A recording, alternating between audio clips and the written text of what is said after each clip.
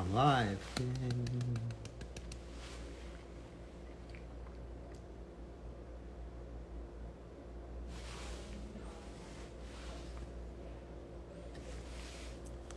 Welcome everyone to SohoMD Live.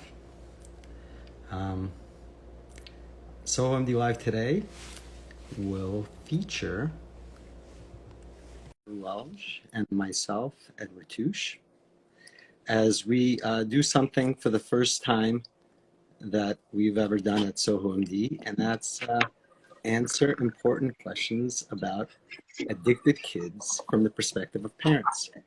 Welcome, Dr. Welch. Hi, how are you? I'm well. How are you?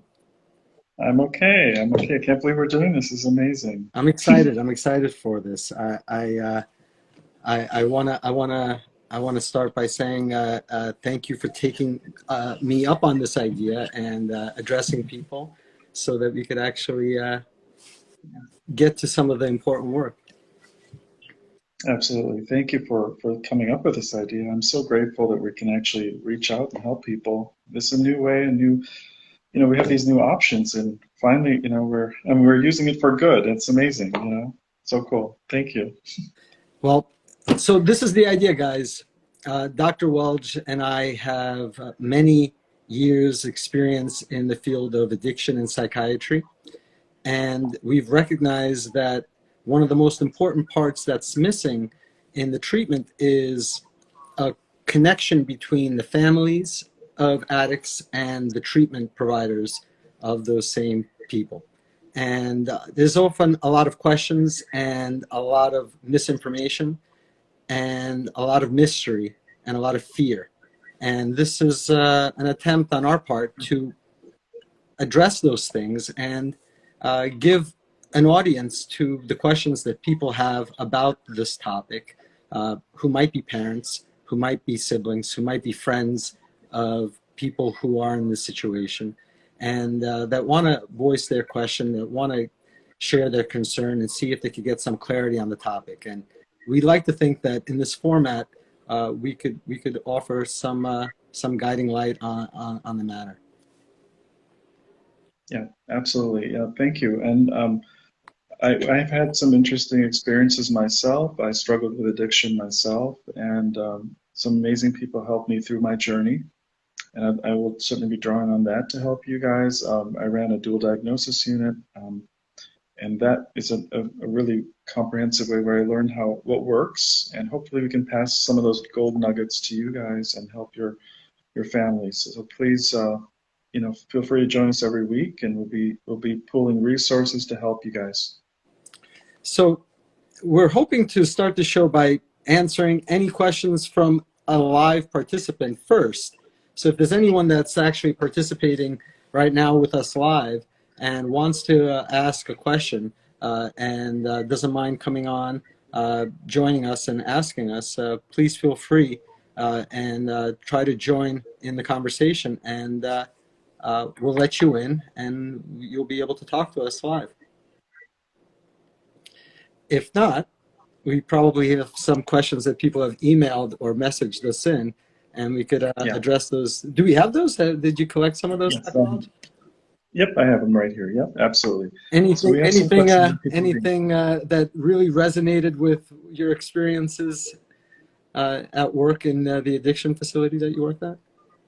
Well, I think one of the biggest questions, probably open-ended, is what works, right? So, are there effective approaches to drug addiction and treatment, and how do we start maybe on a broad level like that, and maybe kind of give a big picture? I can kind of give you an idea of what I've seen, and then we can kind of go from there to more specific.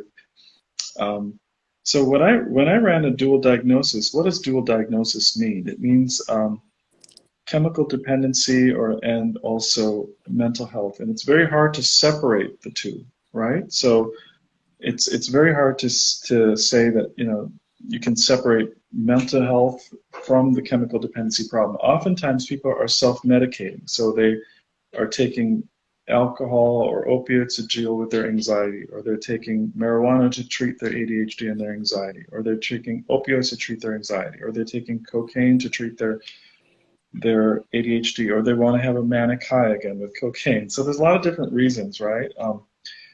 And so we broke it down in the inpatient unit. It worked. We had a four-pronged approach that really seemed to work. And what I did basically, with the help of the doctors and the therapists there, is break it down into four big pieces. And the idea is to have all four moving at the same time. So it's straightforward to talk about addiction and mental health as one aspect of this.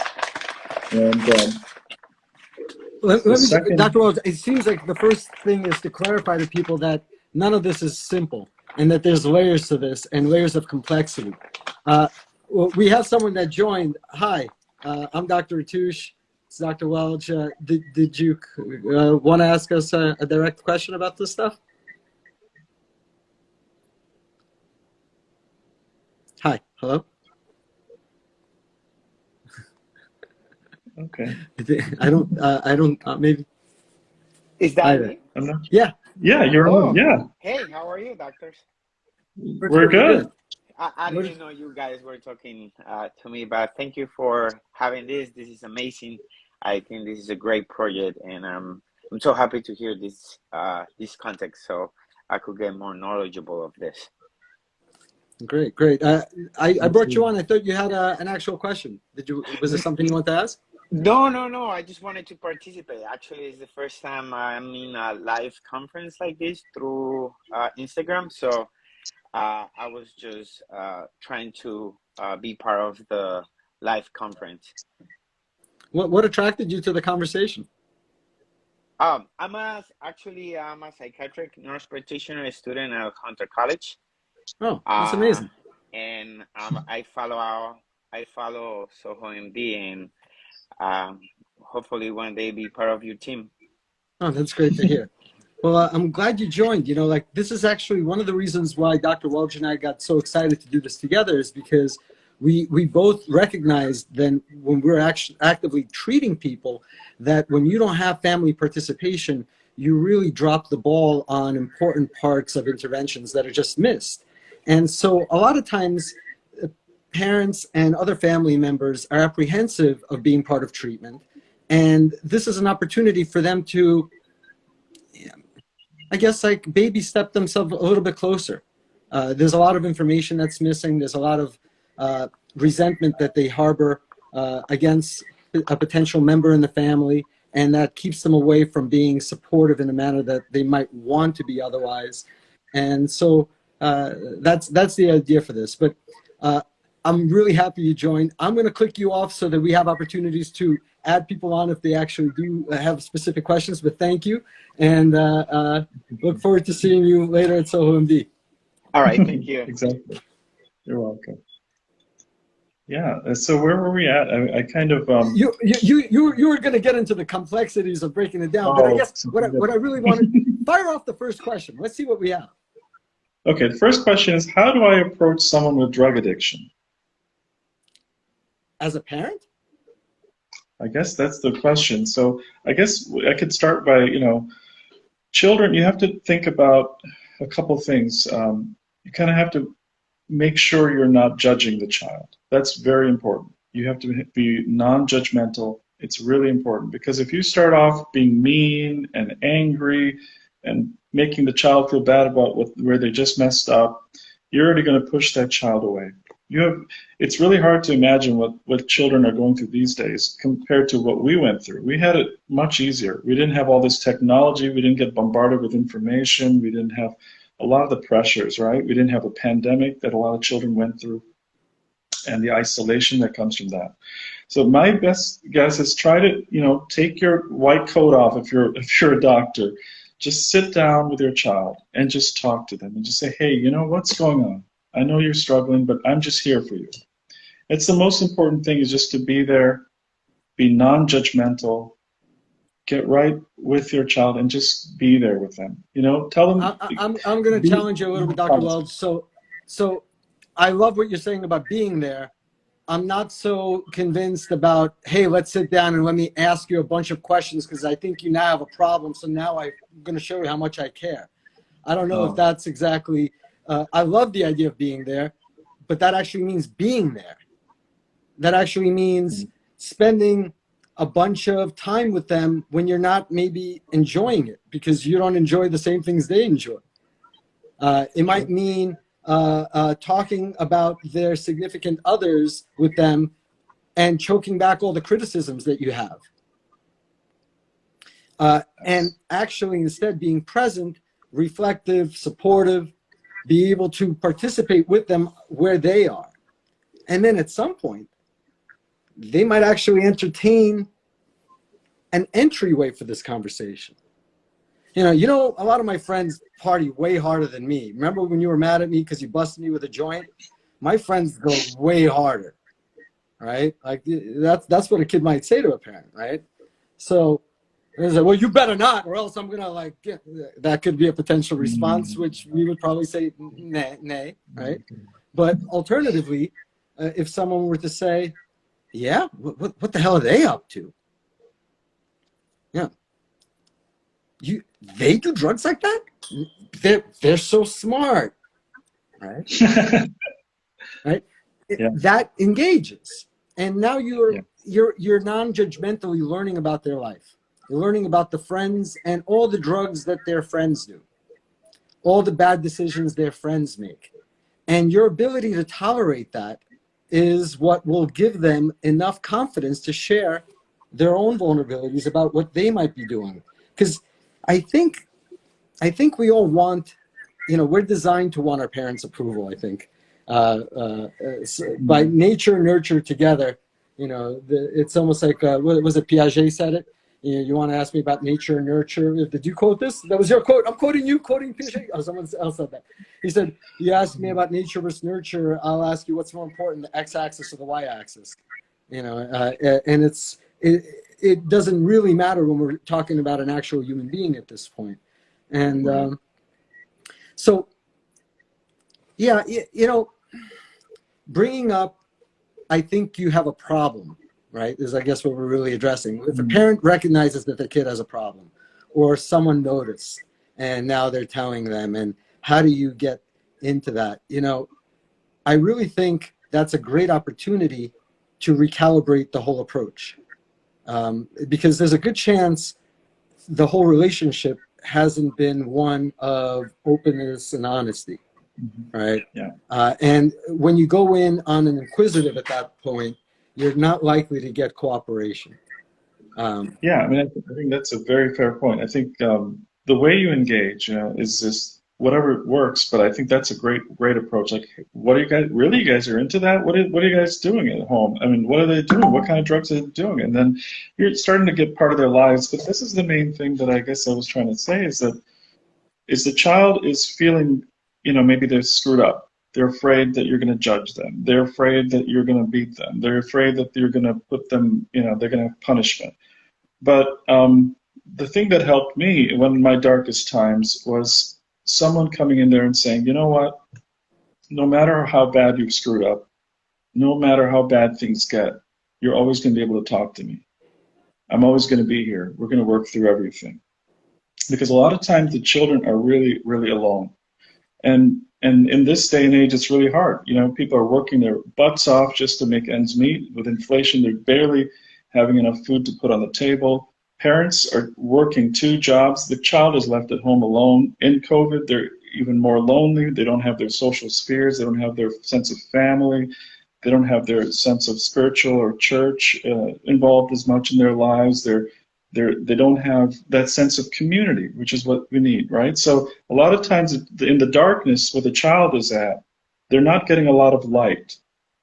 And that's what you have to provide. Ultimately, it's the light that's going to help them. It's going to be the person that gives them love that's going to help them conquer that fear. But it's hard to make that journey. So you got to find a way. And the best ways I found personally is when I work with children at Camp Heartland is just to be on their level. Don't make it all much about anything else. Just enjoy the moment with them. Be in the moment with them. It's however you want to say it, as long as you're in the moment with them, whether you want to talk about what they just did, how did you start using drugs? What happened? I understand we're here, but let's just figure out where we're at, you know? What got you into it? What do you like about the drugs? What don't you like about them? So, you know, it's interesting. You use the word light. I think of my correlate to that word is emotional deposits. All right. You want to be able to demonstrate your involvement with them as a human being, to sit with them, to be with them as a human being. And the reality is, as many busy parents would probably, you know, be yelling right now in their head, listening to me say this, is like, there's a lot going on in our lives to be everywhere all the time. And I would say yes. And it's also true that when you have been there, you haven't fully been there. And it's also true that you yourself believe you could be there more. And if you have that guilt in you, you're also projecting that guilt into the relationship. So now your child, no matter how old they are sensing your sense of inadequate parenting. And that's an insecure marker for them. That's an insecurity marker for them. That's insecurity making for them. I think about this because of a study done with primates and their babies, mothers and their babies. And two groups were given the same amount of food, but one with an erratic schedule and one with a consistent schedule. And even though the babies were fed with breast milk, and the breast milk was always the same level of nutrition, and they never got any lesser nutrition, it was found hormonally that the babies were in distress in the group where the mothers weren't sure when the food was coming. Mm-hmm. So parental, and you know, this is a great case of maternal distress being measured in the children. And I think that probably goes for the family as a unit. And when there's distress in the family, there are going to be people that absorb that distress at different levels. And people are going to have different thresholds to tolerate those levels. And, you know, this is kind of clinically what we could go into discussing, called the identified patient, and what does it mean to have that type of definition. But I saw Amy had a question in the comments, and it was like, let's say you know someone who might need treatment, let's say a friend, how do you refer them to treatment? Which is, I guess, a little bit of a different scenario. Because again, on a parental level, it's like, you know, if you're close enough, you could say anything to anyone. And it's such a weird thing that here we are talking about how to help parents get closer to their kids. But this is exactly at the root of a lot of the problems surrounding drug use and drug addiction. Yes, yes. You know, using drugs in and of itself is something that clinically could be managed, but you need environments for a person to then thrive when they're no longer using. And if the environment that they're in is hostile to their needs, it doesn't even have to be severely hostile. You don't have to be in a horrible environment, in a motel that's drug infested and crime infested, to be in a hostile environment. It could be an environment where the parents are always bickering and otherwise they don't speak. It could be an environment where the older sibling is stealing money from one of the parents and making you carry that secret. And then simultaneously something happened at school that you don't want to talk about, or someone touched you in a weird way, and you know that if you told your parent, they'd be more angry at you because you weren't supposed to be at that concert, right? And all of a sudden, those are the scenarios, and we have parents that are more separated from their children than connected.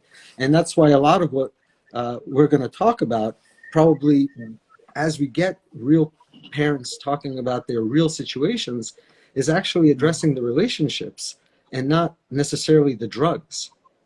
Yeah, I think that's really it. You know, you're absolutely right. When the parent is filled with they're thinking they failed because the child is a reflection of them, right? They're feeling that they have failed as a parent. They're bringing that into that moment. They're feeling guilty for what they've done or what they think they've done. for not being there for the child or missing what had just been happening with their child all this time, right? That they're feeling they're bringing that angst and anxiety and also sometimes anger and frustration. That's not going to help. And the child is sitting there already feeling, you know, like they're already in a place where they know they did something wrong, but there's so many forces that are playing on that child right now. And so how do we bring these two people together, you know, and you know, the bonds that really work are the loving bonds, the open bonds, the things that don't judge that child, that don't make the child more isolated. And so, like you're saying, I think getting involved is the key piece of this conversation, but how do we do that? So if the child is in jail suddenly, that's the first time you found out about your child's addiction, okay? You're going to be going to the jail, you're going to be meeting with the child, and you're going to be helping them. But there are then ways that, how do we move forward from here? So you got to get some information, you got to do it in a non-judgmental way. Then you got to make sure that you accentuate the positives instead of the negatives. You know, make sure that you say, you know, I believe in you. I know we can get through this. Well, don't say that if you don't believe in them.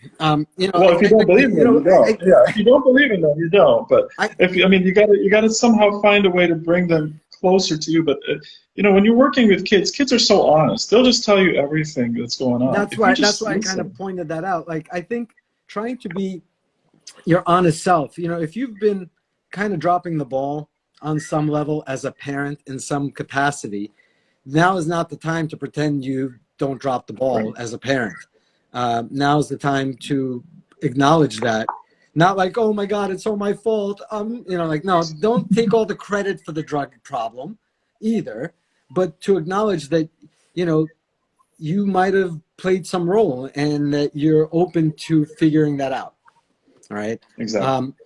Amy clarified the question. She was saying, how do you recommend treatment to someone who is not very happy with your treatment recommendations, and how do you navigate that? But what it kind of reminded me, well, it reminded me a story that is very common. If you know people that have dealt with drug addiction in the home, then you probably heard something like this. But it's not an uncommon thing to buy drugs for your kid. Believe it or not. It sounds weird, but a long, long time ago when I was a child, my friend's older brother was very much addicted to heroin, and him and his friends slash dealers slash sometimes drug users would run scams on each other's parents, calling them and threatening them that we're going to kill your kid, he owes us money, and if you don't come through with so and so amount of money, we're gonna hurt him, we're gonna kill him, we're gonna break his leg. Yeah, he's a drug addict, he wasn't supposed to come buy his drugs, but he did, and now, you know, that now this is what's gonna happen. And time and time again, she gave him money to pay the drug dealers off for drug, you know, and he continued to use, and it wasn't going to help. So kind of the question is, like, at what point are you supportive, and at what point are you enabling the bad or unhealthy behavior and unhealthy choices? Amy further adds, parents are scared of hurting their kids. They don't want to make the problem worse. Telling someone they have a problem will make them angry with you. It's a tough conversation to navigate. Yeah, I agree, Amy. That's why it's like you could only go as far as your relationship allows you. You know, so if you could tell someone, what the F are you doing? And they could say, dude, I know, I messed up, and they're not offended by that, then you could say that. But if you say, what the F are you doing? You're like, now you talk to me? It's been 4 weeks.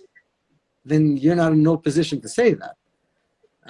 That's not going to engage the relationship anymore. Exactly. You got to know where you're at too. What you contributed to this. It's hard because you have to deal with your own ego and all those things, right? You got to be able to tell the child, okay, I know I messed up too as a parent. I understand when I'm using alcohol and now I'm telling you not to use. You're not going to respect me because I'm not following my own advice, right? So I got to check myself too here. And sometimes that's what happens. Sometimes, the parent, by because of the guilt that they feel, they then become enabling, and then they end up not really helping. So there are a lot of different ideas. One of the most important one, as we've said, is obviously be open, non-judgmental. When you do come up with a plan and say, okay, we're going to set some boundaries. You got to do it in a way, come up with a plan together with your child. Do it at a time when you're calm. Because when the S hits the fan, this is not going to work. You're not going to be able to come up with a plan in that moment. Sorry. You got to do it now while everybody's calm. Let's say, okay, if I catch you drinking, I'm taking those keys away. This is a plan we've agreed to this, for example. If you start being weak on this, and this child says, I just had one beer this time, and you say, okay, fine, that's breaking that. You're not going to get this to work. You got to be consistent. Zero alcohol, no ifs, ands, or buts when you're driving, right? For example.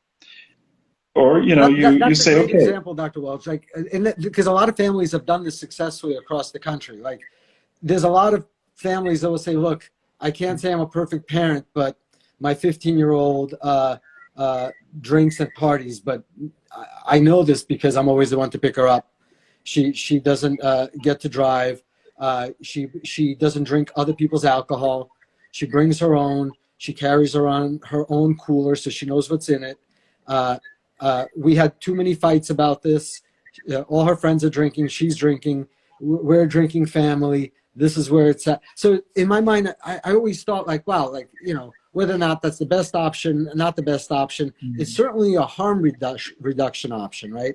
And I'm more interested in answers that target harm reduction than like, what is the right thing to do, whether it's to drink or not to drink, or to do drugs, to not do drugs. Those are I don't even think we're in a position to even make those claims. Like, I think it's more about like, well, is this helping your life? Is this healthy in your life and in your families? And what's the ecosystem of your life associated with this kind of behavior? But like, this notion of, like, I love the fact that we've successfully did it with alcohol, but could you imagine if parents were able to do that with heroin? Like, that's such a shocking thing. Like, I know you're going to do heroin, but if you're going to do heroin, could you make sure to do it in environments where there's Narcan available and at least one person that knows how to use it?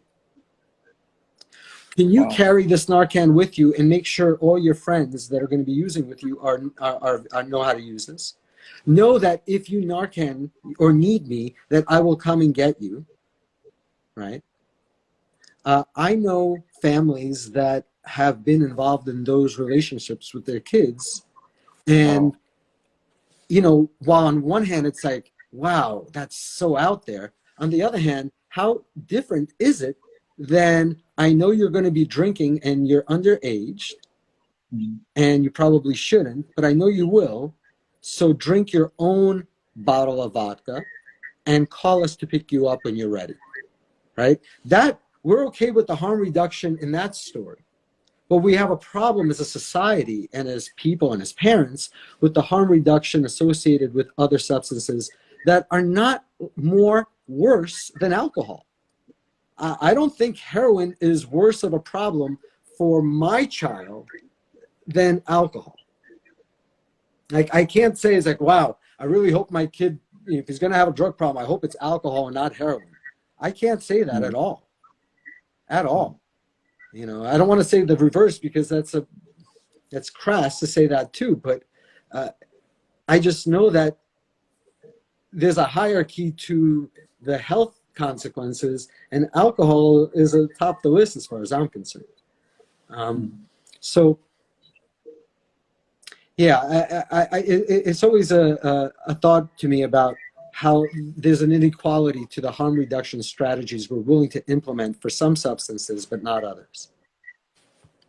Yeah, absolutely. And yeah, it's very profound what you just said, because they're really you have to really understand each one of these situations. Everything is also very specific to the child and what they're going through in their life. So harm reduction across the board, I think I agree. When you think about these children, you have to think about really tailoring the treatment to them, right? So as a parent, how do I get my child help? I can get onto websites. There are places where you can go. For example, here I just found one, the American Addiction Centers. They have tons of resources for parents, and they have an 800 number, 877-814-1213.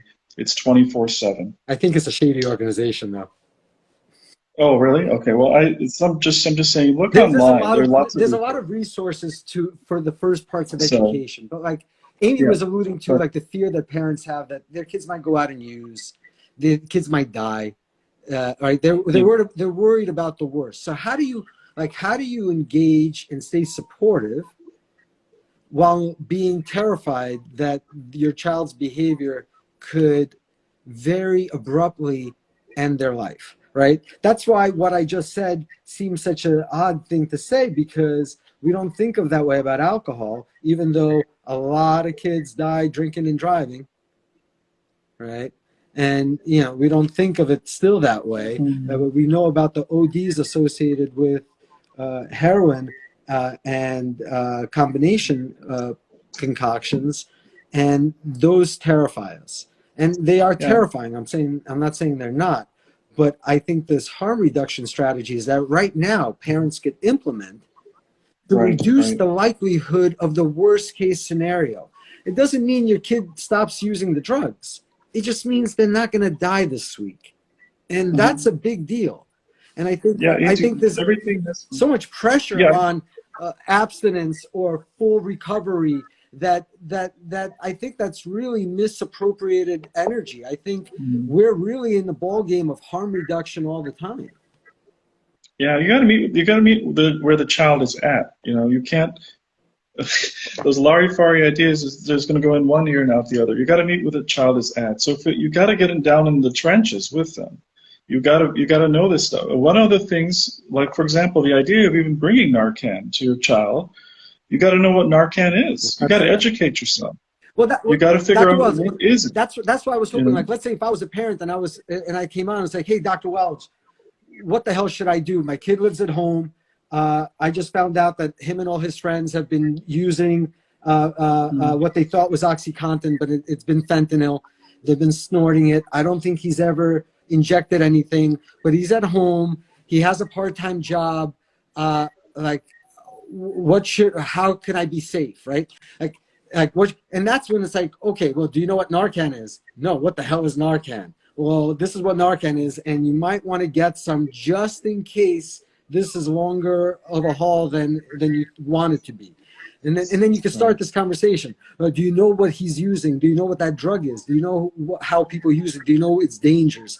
Do you know if he's using other, like those? Then you could have those real conversations, and that's what I'm hoping we could do. Because like when we just have like this question of like, what do I say to my kid about getting them help?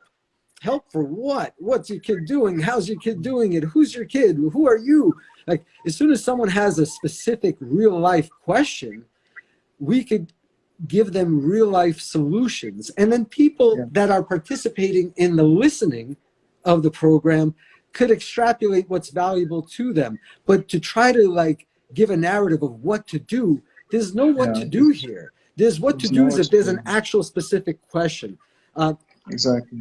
I'm going to say I agree with you. I think we really need to, have those. Once we have real life, we're going to be able to give you the specific question. But all part of this is, in general, you got to get in your child's life. You got to help build a sense of community. You got to have open communication. You got to have that line that never gets cut between you and the child. Of course, if the child is physically assaulting you, you got to draw the line at some point for your safety as well, right? But if you're really in there, then you have to get educated. You got to know what drugs they're using. You got to know what those side effects are. You got to know what the effects of intoxication are. You got to also know what the effects of withdrawal are. You got to know what steps you can take, where they're at the level they're at. Here's an important one, Dr. Welch, something that you were alluding to before. Think about this. It's what you were saying before. is this just addiction, or is there an underlying psychiatric biological disturbance?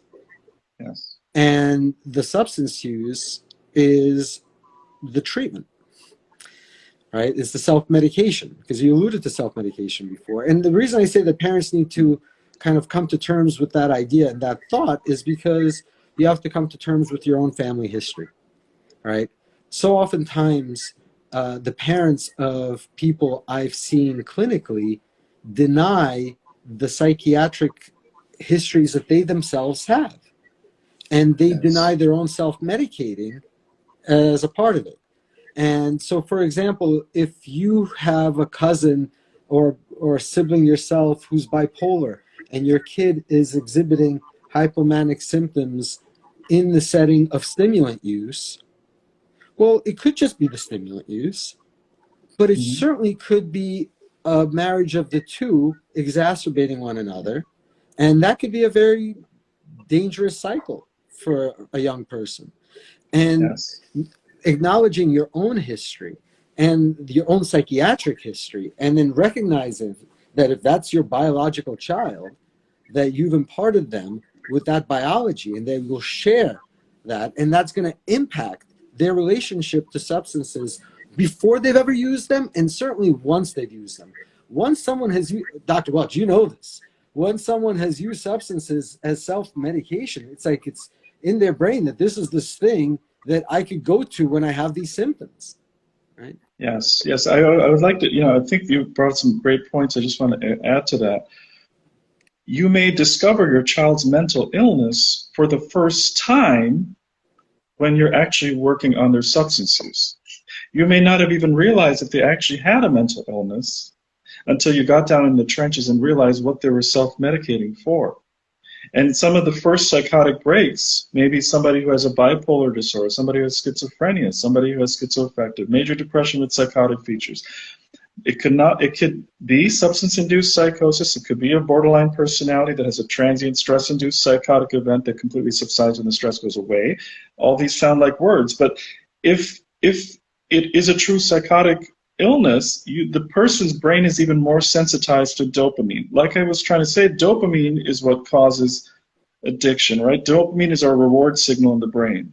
It rewards us for anything fun, sex, drugs, rock and roll. You're going to have a spike in dopamine. The person's not a bad person because they're stuck with addiction.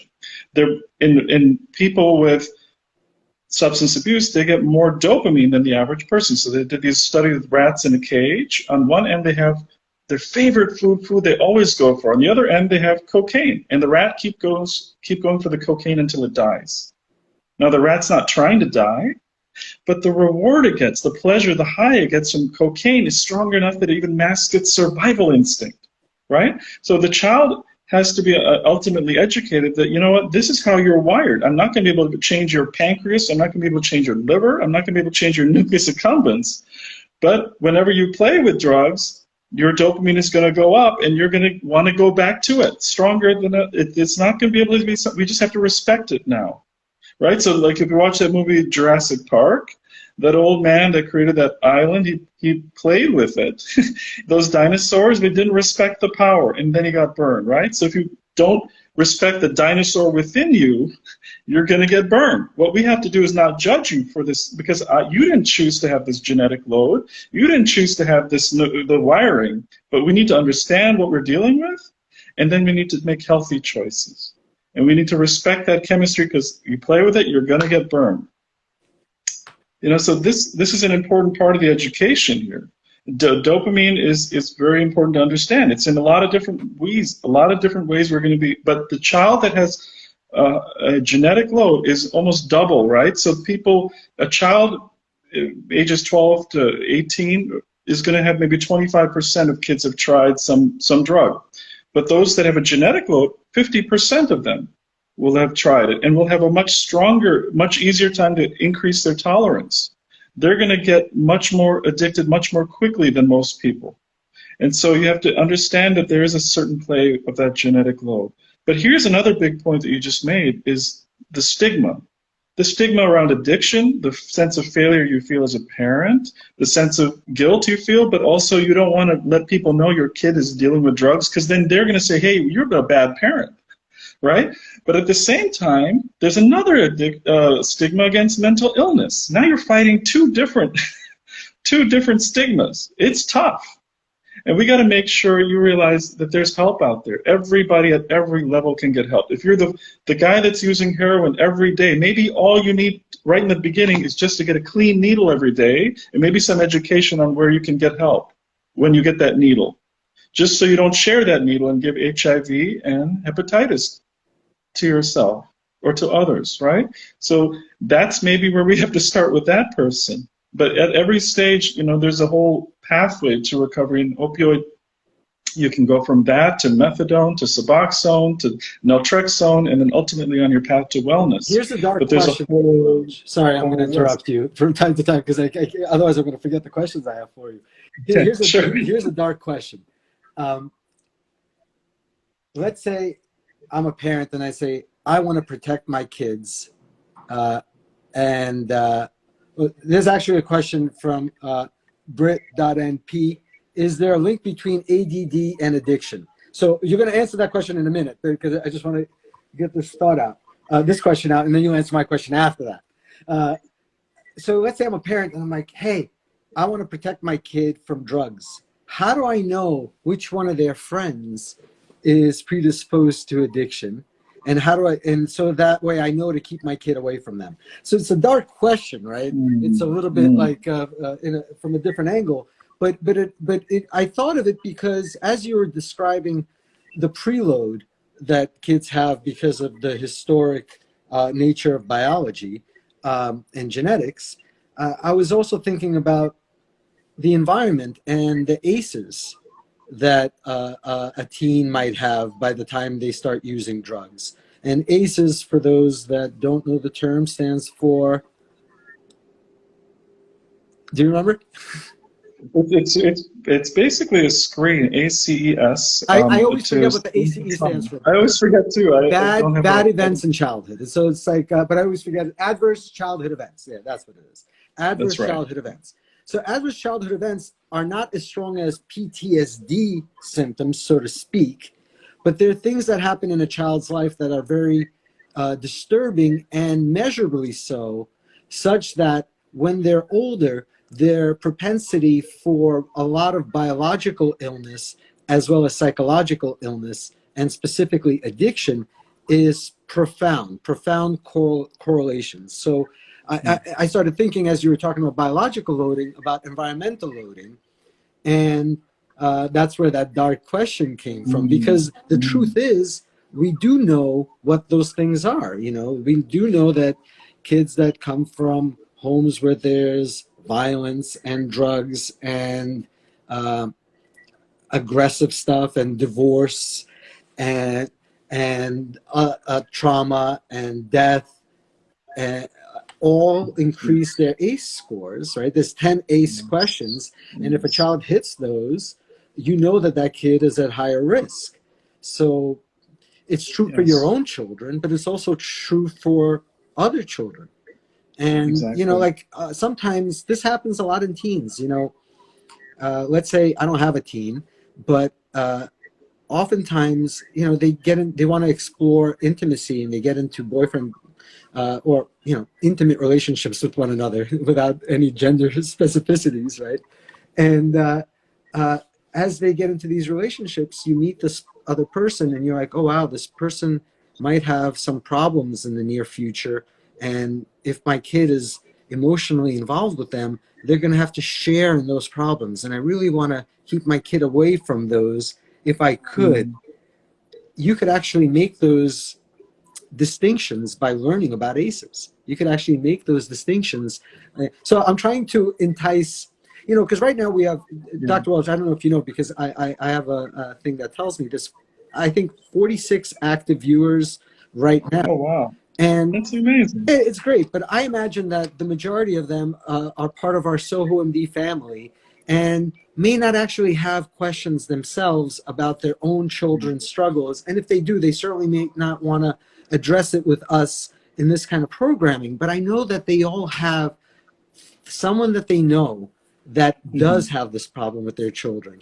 And so this is kind of, because I think we should be wrapping up. So this is kind of my appeal to them, to all of you guys, really. It's my appeal to you to spread the word, share this IG, but also share about this IG with your friends and family, because sooner or later, there are going to be people that are going to want to ask us real questions about real things that are happening in their lives that they don't know the answer to, and that they don't have access to addiction specialists that could provide any kind of insight into it. And so, you know, Dr. Welge and I get way better at what we do when we actually have a person who needs what we do, as opposed to just open banter about the topics, which is fun, and we don't mind doing it, and we're glad that you all joined us in this experiment to do this with us. But the goal is to ultimately talk to families in crisis, kind of, and hopefully before crisis, so that they don't have to be in crisis. This is kind of a social media crisis intervention for those families that want it. Not the real crisis intervention, but you get the drift. So this is our first IG. This is Addicted Kids, Concerned Parents. I'm Ed Ratush. That's Dr. Alexander Welge. Alex Welge. Eddie and Alex are here. We'll be back next Thursday. Please invite your people. It'll help this be a lot more than what it was today. And hopefully today was entertaining, if nothing else. Thank you all so much. Bye, everyone. Thank you, everyone. Thank you. Bye.